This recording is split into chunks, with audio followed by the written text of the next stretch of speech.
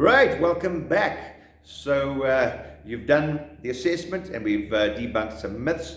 Now we're going to be looking at 5 quick fixes. In fact, there's actually 6 quick fixes. I'm going to include one as we go.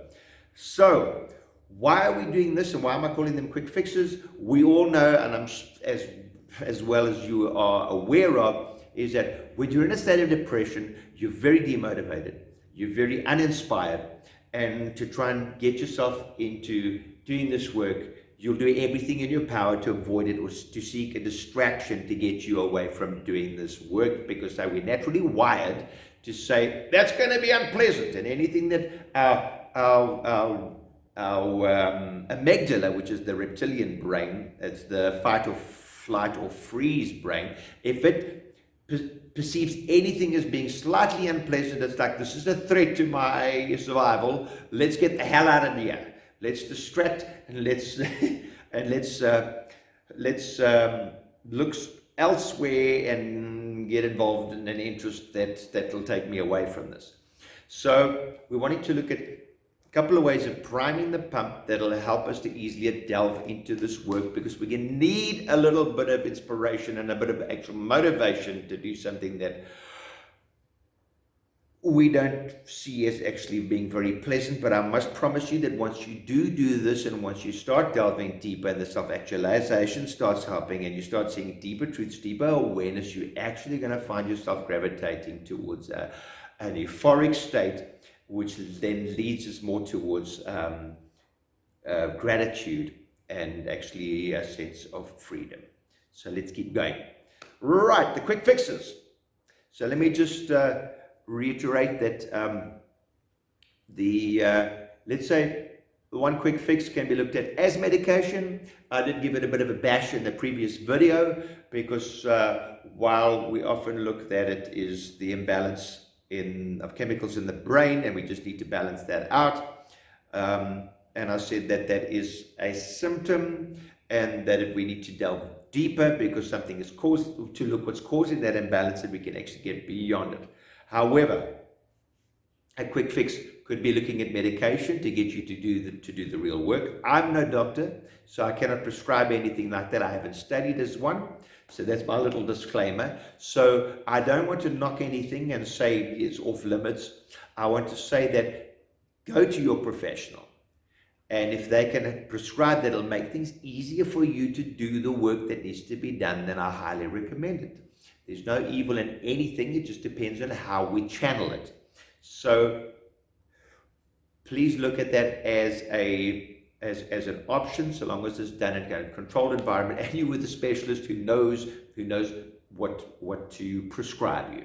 Cool. So my quick fixes from my perspective, because I'm not a doctor and I can't prescribe anything, I'm just saying what I went through with my depression and what worked for me and how I managed to pull myself out. So let's prime the pump. Point 1, your diet. We've all heard the saying, you are what you eat.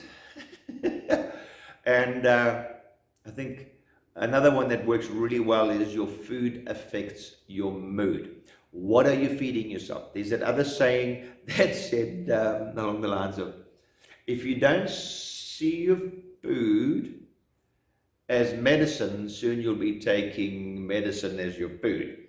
And I thought that was that was quite a bit of a grim truth, but there is truth in that, definitely. So it is the chemicals, going back to the chemicals, like our serotonin, which is our balancing hormone, and then our cortisol, which is our stress hormone, they're directly related to our gut. So our gut health is very important. So just look at your diet. See, are you filling yourself with healthy foods? Is there enriching substance to what you're having in your diet? Is it feeding you, or is it taking away from you? Give that a look. That doesn't mean every now and again you can't spoil yourself. You know, give yourself a bit of a reward, because that's a feel-good moment too. But balance it out. Make sure that there is a balance there too. Number 2, physiology. Your physiology affects your mood and your state. And this doesn't mean you have to now jump on the treadmill, or you have to start running marathons, or that you have to get into this extreme sports scenario, it's shown that even if because when you're depressed, the last thing you want to do is a whole bunch of physical exertion. You want to just crawl into bed. So let's look at it from it's moving up slowly. It's baby steps the whole way. Let's move small increments. Just by standing in a superhero pose. That means feet apart, legs apart, hands on your hips, standing like you Superman pose.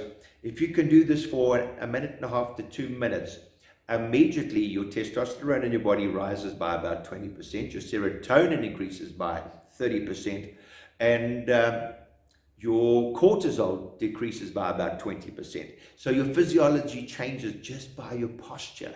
You don't even have to do heavy exercise.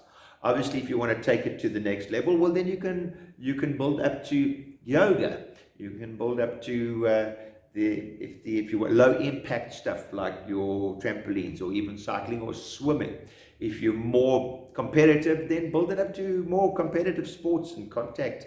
It's entirely up to you, but physiology affects your state. That's why whenever you go to an empowerment seminar, the guru on the stage will get you bouncing up and down to music. They know it affects your state. It actually changes your physiology and your body chemistry and makes you then a lot more. Tony Robbins talks about if you walk around slouched like you're in a bad mood, it lowers your chemistry copies. If you walk around shoulders back with confidence, chin up, your chemistry will reflect that, and your mood will reflect that too. Point number 3. Contribution. If you wanted to raise your vibrations and lift your mood as well, contribution. They did the coffee experiment where they gave people money and they said, right, here's a bit of money, go to your coffee shop. I don't know if it was a Starbucks or something like that. Go spoil yourself with a cup of coffee. And then what they did is they measured the intensity and the length of euphoria that ensued after that. So there was various options that they had. One was just spend the money on yourself and then take somebody with you, and then just spend the money on your own coffee treat, and then take somebody and then treat them and yourself, and then take somebody with you, and then don't treat yourself, just treat the other person and spoil them with all that money that you've been given.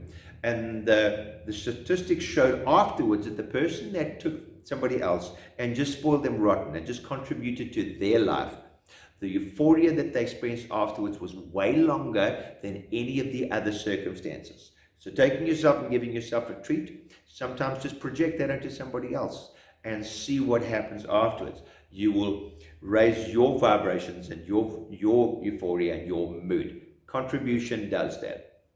Point 4, routine. When you're severely depressed, you just naturally procrastinate. Okay, it's like, let me do this work. No, we explained that. Distractions, not do the work, put it off, we procrastinate. That then just leads to time bankruptcy. It then leads to more stress, and then it leads to even more stress and deeper depression.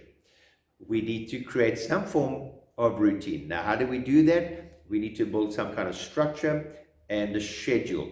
So that means actually getting a little timetable out and holding yourself accountable. And then all of these points that the 5 quick fixes that we're relaying now, schedule them, put them down, and stick to it and follow through, because this is going to help you immensely.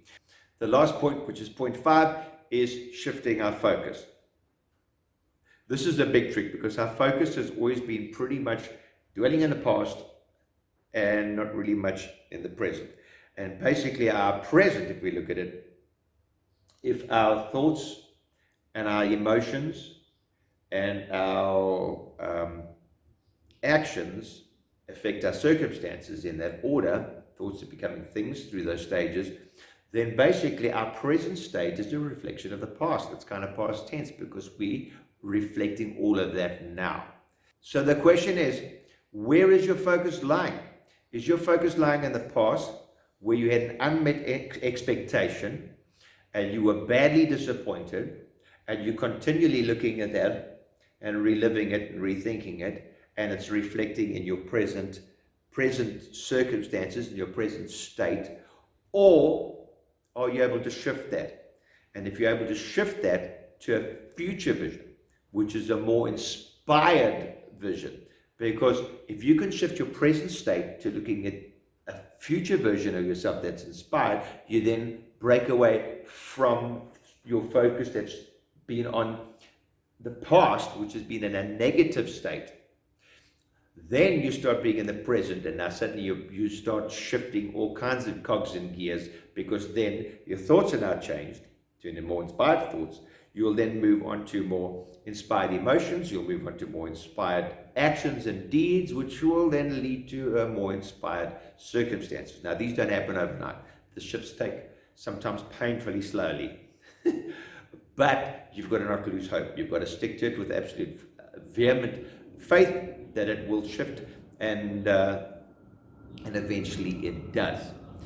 So it's all about consciously, on purpose, changing your present thoughts, emotions, and beliefs and actions from the past to the future. Dr. Joe Dispenza talks about this, and he says having a vision of the future is what it's all about, and that how it shifts, and having a very clear vision of the future and projecting yourself into that, your thoughts, your emotions, and your beliefs like you're living it, is what really grinds the cogs of the wheels of the universe to start reading in that reality towards yourself. I have made illustrations of both of these little circles, these cycles, these loops, and they are there for you. So whether you, so feel free to download them. Feel free to they should be also printed in your downloadable attachment. So those are the 5 quick fixes to prime your pump, so that we can delve in and that we can really sail in and kick depression's ass, so to speak. The following clips will be looking at what it is and what causes it, and we'll have a far deeper understanding, and I'll see you on the other side. The Big Cigar.